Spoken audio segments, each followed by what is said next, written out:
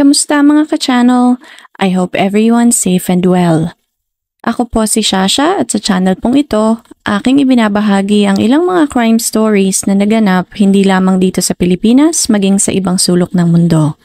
Kaunting kahilingan lamang po, kung inyong magugustuhan ang inyong maririnig, huwag pong kalimutang i-click ang subscribe button, i-click nyo na rin po ang notification bell para updated kayo sa mga susunod pang videos. Saranghe! Paano kung malalaman mo na ilang beses na palang pinagtangkaan ng asawa mo ang iyong buhay? Patatawarin mo ba siya o tatalikod ka na lamang at hindi na lilingon pa? Samahan niyo ako at ating balikan ang insidenteng nangyari na halos tumapos sa buhay ni Victoria Cilliers. Dadalhin tayo ng kasong ito sa Wiltshire, England o mas kilala rin sa tawag na Cider County. Isa itong ceremonial county sa southwest England. Ang lugar na ito ay pamoso dahil sa napakasarap nitong ham at bacon, mga nagagandahan at iconic hill figures na white horse at napakaraming prehistoric monuments. Para sa mga nakatira doon, ang Wiltshire ang isa sa pinakamaganda at the best place to live in England. Sa lugar na ito nakatira ang pamilya ni Victoria at Emil Cilliers. Si Victoria Cilliers o mas kilala sa tawag na Vicky ay ipinanganak sa Edinburgh, Scotland. Isang napaka-impressive na babae, masipag mag-aral, mabuting kapatid at anak sa kanyang pamilya. Nag-aral si Vicky sa University of Glasgow upang maging isang physiotherapist. Nang makatapos ng pag-aaral, nasungkit nito ang titulong kapitan sa Royal British Army at nagtrabaho doon bilang physiotherapist. Bukod sa matagumpay na propesyon, si Vicky ay isa ring professional skydiving instructor na nakakumpleto ng halos 26,000 jumps nang ligtas at walang kahit na anong aberya. Ayon sa chief instructor ni Vicky, walang duda ang skills nito sa skydiving dahil kaya nitong habulin, saluhin at ilagay sa tamang posisyon ang tao habang nasa ere. Tinawag niya ang kakayahang ito ni Vicky na isang hardcore skill. Taong 2010 sa edad na 34, nakilala ni Vicky ang 30 years old na lalaking si Emil Cilliers. Ipinanganak at lumaki si Emil sa labas ng Johannesburg, South Africa. Nag-relocate ito sa UK nang makapagtapos ng pag-aaral para sa mas magandang buhay. Nagtrabaho si Emil bilang isang instructor sa Royal Army Physical Training Center. Nag-cruise ang landas ng dalawa nang gamutin ni Emil si Vicky nang ma-involve ito sa isang skiing accident. Nang nagsisimula pa lamang, walang ibang inatupag itong si Emil kundi ang mapasaya si Vicky. Palagi niya itong inuuna at naroroon ito para sa dalaga kailanman siya nito tawagin. Dahil sa katangiang ito, hindi naiwasan ni Vicky na mahulog sa binata. Hindi naman nagtagal, nauwi na nga ang pagtitingin ng ito sa isang romantic relationship at matapos ang isang taong pagdidate, nagdesisyon ang dalawa na magpakasal sa Cape Town, South Africa. Gamit ang perang naman ni Vicky mula sa kanyang mga magulang, bumili ito ng isang bahay sa Wiltshire, England kung saan sila tumirang mag-asawa. Hindi naman naglaon, ipinanganak ni Vicky ang kanilang panganay na si April noong 2012 at ang bunso nilang anak na si Ben noong 2015. Lumipas ang ilang linggo matapos maipanganak ni Vicky ang kanilang bunsong si Ben, niregaluhan siya ng kanyang asawa ng isang pass upang muli siyang makapag-skydiving. Maraming taon na niyang ginagawa ang pagsa-skydiving, ngunit ng puntong iyon ay hindi pa siya masyadong confident dahil kapapanganak pa nga lamang niya. Pakiramdam niya ay hindi pa siya maaaring magliwaliw dahil kailangan pa siya ng kanyang maliliit na mga anak. O maaaring hindi na rin siya bumalik sa ganoong hobby dahil masyado itong delikado. Ngunit nagdalawang isip si Vicky. Nang mga panahong iyon, medyo hindi rin maganda ang itinatakbo ng relasyon nilang mag-asawa. May mga bagay na hindi sila napapagkasunduan at nagigilty siya dahil parang gusto ni Emil na magkaayos sila. Na muli silang makakatalon sa ere ng magkasama. Dahil sa isiping ito ay nagbago ang desisyon ni Vicky. May pag-asa pa sila ni Emil. Ngunit 2 araw bago ang itinakdang pagtalon, nakansela ang kanilang schedule dahil hindi maganda ang panahon. Na-reschedule ito kinabukasan at ng araw na iyon ay hindi na siya masasamahan ni Emil. Naroon si Emil sa skydiving facility upang asistihin siya, ngunit siya na lamang ang nakatakdang mag-skydiving. Kasama ang isa pang grupo ng mga jumpers, naghintay sila ng weather forecast. Nang mga puntong iyon, hindi mapakali si Vicky dahil medyo matagal na nang huli siyang mag-skydiving. Ngunit hindi siya nagpadala sa takot. Nang maianunsyo na maayos na ang panahon, tumulak na ang grupo upang isagawa ang kanilang pakay. Ang typical na altitude ng pagtalon kung maayos ang panahon ay 13,000 feet. Ngunit dahil may banta nga ng masamang panahon, nagdesisyon ang kapitan na pumosisyon ng mas mababa sa altitude na kanilang nakasanayan. Nanatili sila sa taas na hindi lalagpas ng 5 feet nang sa ganon ay makapag-perform ang mga jumpers ng tinatawag na hop and pop. Isa itong klase ng pagtalon na maaaring gawin ng mga jumpers kahit na masama ang panahon. Sa estilong ito, makokontrol pa rin nila ang kanilang galaw at posisyon kung sakaling magkaroon ng emergency. Nang marating nila ang jump zone, tumayo na si Vicky, naghanda ito at saka tumalon sa alapaap. Nang nasa ere na, napansin niya na nakabuhol ang mga tali ng kanyang main parachute. Sinubukan niyang kalasin ang pagkakabuhol ng mga tali, ngunit bigo siyang maayos iyon. Dito na nagdesisyon si Vicky na gamitin ang kanyang reserved parachute. Kalmado pa rin siya ng mga puntong iyon dahil wala namang instance na hindi gumana ang reserve parachute. Usually, ginagamit lamang ang reserve parachute sa mga pagkakataon ng emergency at base sa datos, 1 out of 700 jumps lamang ito nangyari sa history. Ngunit nang pindutin niya ang on button, namutla si Vicky dahil hindi rin gumana ang reserba niyang parachute. Bumukas naman ito, ngunit kalahati lamang nito ang nagkaroon ng hangin. Dahil dito, parang papel na nagpalutang-lutang si Vicky sa ere.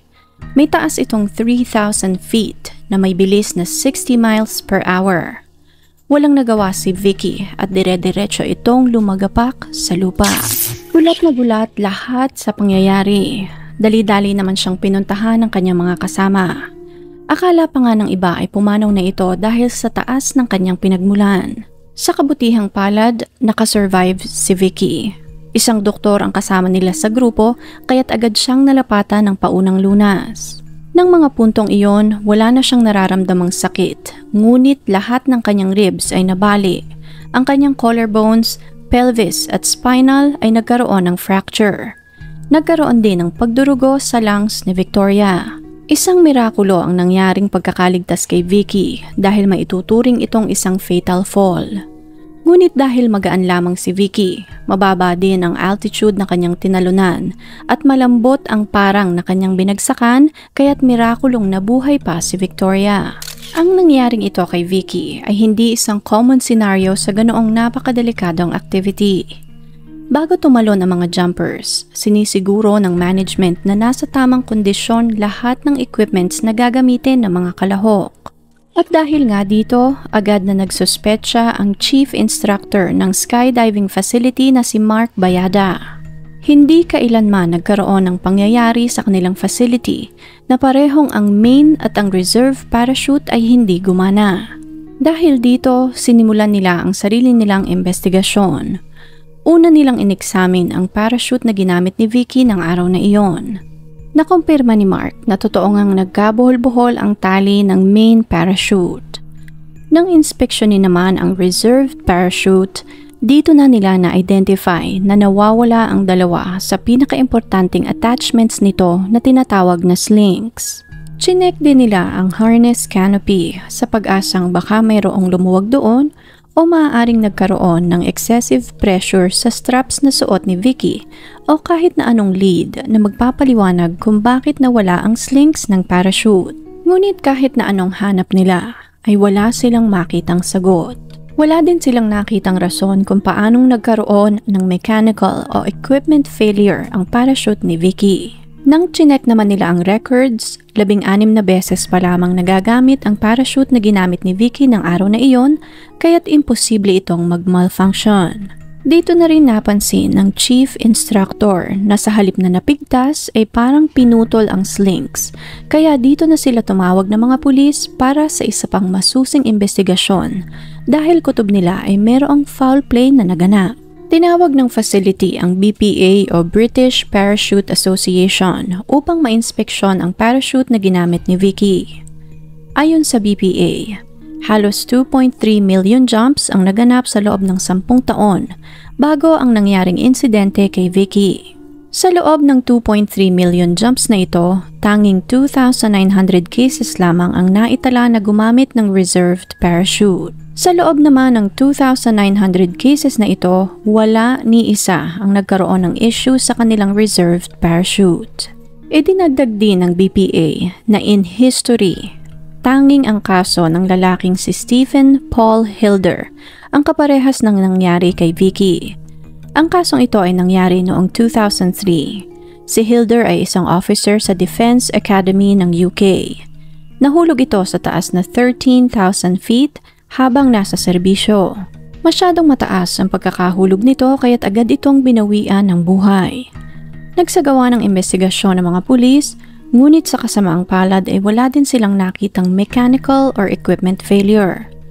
Putol ang risers ng reserve parachute ng binata kaya't may haka-haka noon na maaring sinadya ang nangyaring insidente. Lumipas ang ilang araw at natapos ang pagsisiyasat ng otoridad at ng BPA. At sa kasamaang palad ay wala silang nakitang mali sa mga equipments at procedure na ginawa ni Vicky ng araw na iyon. Hindi alam ng mga pulis kung saan sila papaling nang makatanggap sila ng report mula sa kaibigan ni Vicky. Dito na ibinahagi ng kaibigan niya ang kanyang nasaksihan na mga nakaraang buwan sa pagitan ng mag-asawa. Toxic at mentally draining di umano ang nangyari sa dalawa. Dahil sa report na ito, inaresto ng mga pulis si Emil noong April 28, 2015 dahil sa tangkang pagpaslang kay Vicky Cilliers. Tumagal ng halos 6 na oras ang interogasyon. Noong una ay sumasagot pa ito ng pabalang sa mga pulis at siya pa itong mayabang. Dito na sinabi ni Emil na totoong siya nga ang nag-check ng parachute ni Vicky ng araw na iyon, ngunit standard checking lamang di umano ang kanyang ginawa. Sa halip, sinabi nito na mas makakabuti kung tatanungin nila ang mga eksperto dahil again, standard procedure lamang ang kanyang ginawa. Dito na din inamin ni Emil na hindi na siya masaya sa pagsasama nilang mag-asawa. Hindi na niya di umano nakikita ang sarili niya nakasama si Vicky sa pagtanda. Idinagdag din ni Emil na meron na rin siyang karelasyon ng mga panahong iyon. Nakilala at nakarelasyon nito ang Australian skydiving instructor na si Stephanie Gowler na nakilala naman niya sa Tinder. Inamin din ni Emil na marami siyang pagkakautang at kasalukuyang nagbabayad sa mga loan companies. Inamin din ni Emil na meron pa ring nangyayari sa kanila ng dati niyang asawa. Sa pag-iimbestiga ng mga pulis, nalaman din nila na ilang minuto itong nasa loob ng banyo ng skydiving center, dala ang parachute kit ni Victoria. Matapos ang interview, tumulak ang mga pulis sa bahay ni Vicky upang ipaalam dito na nasa kustodiya nila si Emil dahil sa tangkang pagpatay nito sa kanya. Halos mawala ng ulirat si Vicky dahil hindi siya makapaniwala sa sinasabi ng mga pulis. Totoong medyo magulo ang pagsasama nilang dalawa, ngunit hindi siya naniniwala na makakaya siyang saktan ng kanyang asawa. Dito na nagkwento si Vicky sa mga pulis kung anong pinagdadaanan nilang mag-asawa. Ayon kay Vicky, maayos ang kanilang pagsasama noong una, ngunit lately ay medyo napapadalas ang kanilang pag-aaway. Idinagdag din ni Vicky na totoong pinaghihinalaan niya ang kanyang asawa na meron itong kabit, ngunit wala di umanong instance na sinaktan siya ni Emil. Pilit niya rin itong ipinagtatanggol ng talakayin ng mga pulis ang pagkawala nito sa facility, dala ang kanyang parachute kit. Ayon kay Vicky, nawala lamang ito ng halos 3 minuto upang magbanyo. Dito na tinanong ng mga pulis kay Vicky kung meron bang kakaibang ikinikilos ang kanyang asawa na mga nakaraang araw o linggo. Dito na naalala ni Vicky na 1 linggo bago ang insidente ay nagkaroon ng gas leak sa kanilang bahay.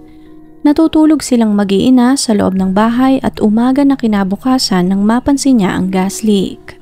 Nang gabing iyon, wala si Emil sa kanilang bahay dahil natulog ito sa army barracks. Muli, ipinagtanggol ni Vicky ang kanyang asawa at sinabi sa mga pulis na siya ang nakaiwang bukas sa kanilang gas tank. Ngunit hindi ito bumenta sa mga pulis. Para sa kanila, nanganganib ang buhay ni Vicky at kailangan nila itong tulungan. Dahil hindi naniniwala si Vicky na ilang beses nang pinagtangkaan ng kanyang asawa ang kanyang buhay, ipinakita ng mga ito ang interrogation video ni Emil kay Vicky. Nais nilang makita mismo nito kung paano siyang niloloko ng kanyang asawa at kung gaano ito kawalang interes na ayusin ang kanilang pagsasama. Gulat na gulat si Vicky sa kanyang napanood. May mga hinala siya noong una ngunit hindi niya alam na ganoon na pala kalala ang pangloloko sa kanya ni Emil. Na ng mga panahong iyon ay karelasyon na nga nito si Stephanie. Sa videong iyon, nalaman din ni Vicky na meron din itong mga escort na tinatawag kapag bored ito. Ngunit ang pinakamasakit para kay Vicky ay ang pag-amin nito na may nangyayari pa pala sa kanila ng dati nitong asawa habang kasal sila ni Emil. Ang babaeng iyon ay si Carly at meron silang 2 anak ni Emil. Naging napakasakit noon para kay Vicky dahil maayos ang relasyon nila ni Carly. Minsan pa nga ay ito ang nagbabantay ng kanyang mga anak. Akala niya ay maayos sila, yung pala ay ginagapang pa din ito ang kanyang asawa. Dito na din sumambulat kay Vicky na napakalaki na pala ng pagkakautang ni Emil. Patong-patong dahil sa madalas nitong pagbabakasyon kasama ang kanyang mga babae. Wasak na wasak ang mundo ni Vicky at ng puntong iyon ay gusto na lamang niyang lumubog sa lupa. Dahil sa mga napanood ni Vicky, nagdesisyon itong magsalita na at sabihin sa mga pulis kung ano ang totoong pagkatao ni Emil. Sinimulan ni Vicky ang kanyang pahayag ng 17 years old pa lamang si Emil. Nakatira ito noon sa South Africa kasama ang kanyang ex-girlfriend na si Nicolene. Nagsama sila ng ilang taon at nagkaroon ng 2 anak. Maayos ang pagsasama ng dalawa ngunit salat sila sa pamumuhay kaya't nagdesisyon si Emil na lumipad ng UK para sa mas malaking kita. Ngunit sa halip na suportahan ang naiwang pamilya niya sa South Africa, nagdesisyon itong iwanan si Nicolene at ang kanyang mga anak at permanente ng manirahan sa UK. Sinabi lamang ni Emil sa kanyang ina ang kanyang plano at ang kanyang ina na nga ang nagsabi kay Nicolene na hindi na ito babalik pa sa South Africa. Dito na pumasok si Emil sa British Royal Army at dito na din niya nakilala si Carly na una niyang pinakasalan. Nagkaroon sila ng anak ngunit hindi rin nagtagal ay nauwi rin sa diborsyo ang kanilang pagsasama. Taong 2010, katulad ng nabanggit kanina, nagkakilala sila ni Emil at kalaunan ay nagpakasal. Taong 2020 naman, nakasuhan na pala ng tangkang pagpatay si Emil. 2 beses niyang tinangkang paslangin si Vicky upang makuha ang life insurance na nagkakahalaga ng 120,000 pounds upang ibayad sa kanyang mga pagkakautang. Ngunit naabsuelto ito dahil walang nakalap ang mga pulis na sapat na ebidensya na magdidiin dito. Dito na rin idinagdag ni Vicky ang insidente noong nagkaroon ng gas leak sa kanilang bahay. Tinext niya di umano si Emil at ang unang tanong nito ay kung gumagana pa daw ba ang oven. Na parang gusto nito na buksan niya ang stove upang sumabog silang mag-iina sa loob ng bahay. Ngunit dahil alam niya kung gaano ito kadelikado, hindi niya binuksan ang oven. Dito na rin binago ni Vicky ang kanyang pahayag at sinabing halos 5 minuto hanggang 10 minuto itong nasa loob ng CR dala ang kanyang parachute kit ng araw na mangyari ang insidente.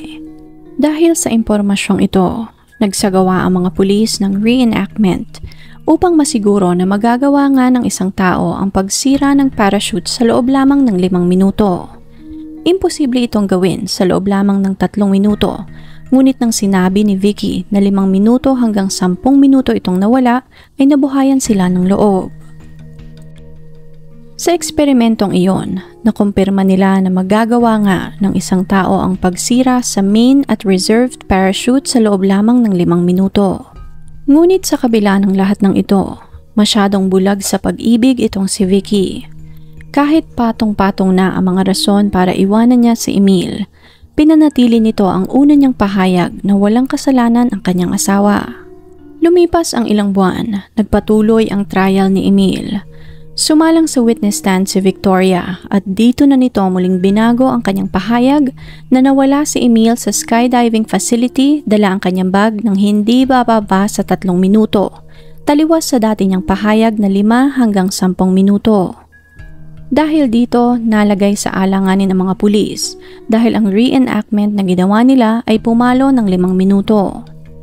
Nag-deliberate ang jury ng 8 araw, ngunit sa kasamaang palad, nagkaroon ng sakit ang 2 sa mga juror kaya't kinailangan nilang mai-release ng mas maaga ang verdict. At dahil doon, dineclare ng korte na mistrial ang nangyari sa kaso ni Emil at inanunsyo na magkakaroon sila ng retrial. Spring ng 2018, naganap ang retrial ni Emil. Dito napatunayang si Emil ay guilty sa lahat ng kasong naisampa laban sa kanya. Nasentensyahan ito ng habang buhay na pagkakakulong at maaari lamang maparol pagkatapos ng 18 taon. Ayon kay Detective Inspector Paul Franklin, hindi nagpakita si Emil ng kahit na anong pagsisisi sa kanyang nagawa. Wala itong ginawa kundi magsinungaling sa 2 trial na kanyang pinagdaanan. Ngunit ayon sa kanya, hindi sila binugo ng hustisya. Si Emil ay makukulong ng habang buhay at hindi na makakapanakit pa. Ilang araw matapos ang hatol, lumabas si Vicky sa kaliwat kanang talk show sa UK. Ayon kay Vicky, hindi pa rin siya naniniwala na kaya siyang saktan ng kanyang asawa. Mananatili siya sa tabi nito at wala itong planong mag-file ng divorce. Nang puntong iyon, wala na lamang siya di umanong magawa dahil nahatulan na ang kanyang asawa, ngunit kung siya lamang ang masusunod ay kakalimutan na lamang niya ang lahat at ipagpapatuloy nila ang kanilang buhay pamilya. Hindi rin maganda ang pagtanggap nito na pinangungunahan siya ng mga taong nakapaligid sa kanilang mag-iina. Ayon kay Vicky, totoong nambababae si Emil at totoo rin na may problema ito sa pera, ngunit para sa kanya, hindi iyon tangkang pagpatay. Totoong galit siya sa kanyang asawa dahil sa pangloloko nito sa kanya, ngunit ni minsan ay hindi di umano niya kinakitaan ng kahit na anong signs na kaya nitong pumatay ng tao. Ayon naman sa mga pulis, ginawa nila ang lahat upang mailigtas si Vicky at ang kanyang mga anak sa tiyak na panganib at gagawin nila iyong muli lalong-lalo na sa mga taong nahihirapang magdesisyon na makaalis sa isang mapanganib na relationship. Para sa mga taong hirap tanggapin ang katotohanan na maling tao ang napili nilang makasama habang buhay. Matapos makulong ni Emil, linggo-linggong dinadalaw ni Vicky sa kulungan ang kanyang asawa. Araw-araw din silang nag-uusap sa telepono. Ipinagpatuloy ni Emil ang pagmamanipula sa kanyang asawa. Hindi magawang kumawala ni Vicky kay Emil dahil ayon sa kanya, siya na lamang at ang kanyang mga anak ang mayroon ito. Lumipas ang ilang buwan, biglang nag-iba ang ihip ng hangin. Narealize ni Vicky na minamanipula nga siya ng kanyang asawa at panahon na upang tuldukan ang lahat ng pang-aabuso nito sa kanya. Pinutol nito lahat ng komunikasyon kay Emil at saka nag-file ng divorce. Taong 2019 naman, matapos ang 1 taon, isinulat ni Vicky ang kanyang libro na pinamagatang I Survive. Lumipas ang ilang taon, sinubukan ni Vicky na ipagpatuloy ang kanyang buhay. Sa edad na 44, nagkaroon ito ng bagong pag-ibig sa katauhan ni Simon Goodman na isang Royal Marines Commando. Unti-unting ginamot ni Vicky ang kanyang puso at ang kanyang isip kasama ang kanyang mga anak at ang kanyang bagong pag-ibig. Taong 2022 naman, nag-reach out kay Emil ang panganay nitong anak na si Trevor. Si Trevor ay anak ni Emil sa una nitong girlfriend na si Nicolene sa South Africa. Marami itong tanong sa kanyang ama. Unang-una na dito ay kung bakit sila nito iniwan. Kung masasagot di umano ito ng tama ng kanyang ama ay maaaring bigyan niya ito ng espasyo sa kanyang buhay. Taliwas naman ito sa pananaw ng pangalawa nitong anak na babae. Ayon sa kanya, kinalimutan na niya na meron siyang ama at wala na itong balak pa na makita ito habang buhay. Kung inyo pong nagustuhan ang kasong ito, please leave a comment and consider subscribing. Tap nyo na rin po ang notification bell para updated kayo sa mga susunod pang videos. Salamat po and ingat!